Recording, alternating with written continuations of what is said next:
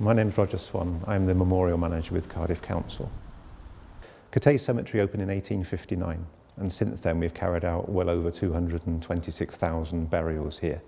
The cemetery was deemed as full in the mid-1980s, so there are no new graves available in the cemetery.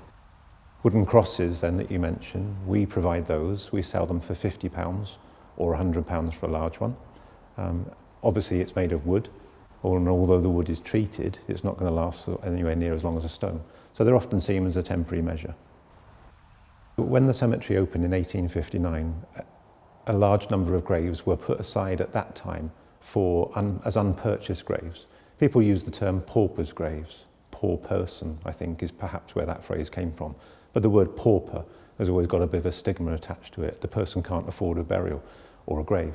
So a grave could contain between sort of 5, 6, up to 10 children perhaps, all from different families, simply because their parents couldn't afford to buy a separate grave for that child.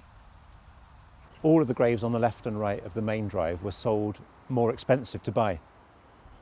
So to be by the edge of the pathway cost you more money back in the day. It doesn't anymore. But because the rich and famous of Cardiff, who came, a lot of them weren't from Cardiff originally, but they came here because of the docks and the coal and the steel industry and the railways brought a lot of people to Cardiff, and that's where they made their fortunes. And so a lot of those people, the rich and famous, so to speak, are buried on the main drive.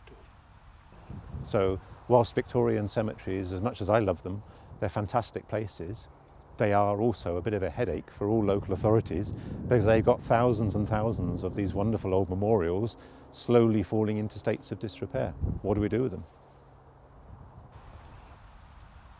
Personally, I don't want to be remembered. I think I am here now with my family. I want them to remember me in their mind. A piece of wood on a cross or a stone memorial, that's not me. I want them to remember me by perhaps looking at a photograph or something that I'd made and think, yeah, that was him. Not by an entry in a book of remembrance or by something carved into a bit of stone. Personally, no, I don't agree with it.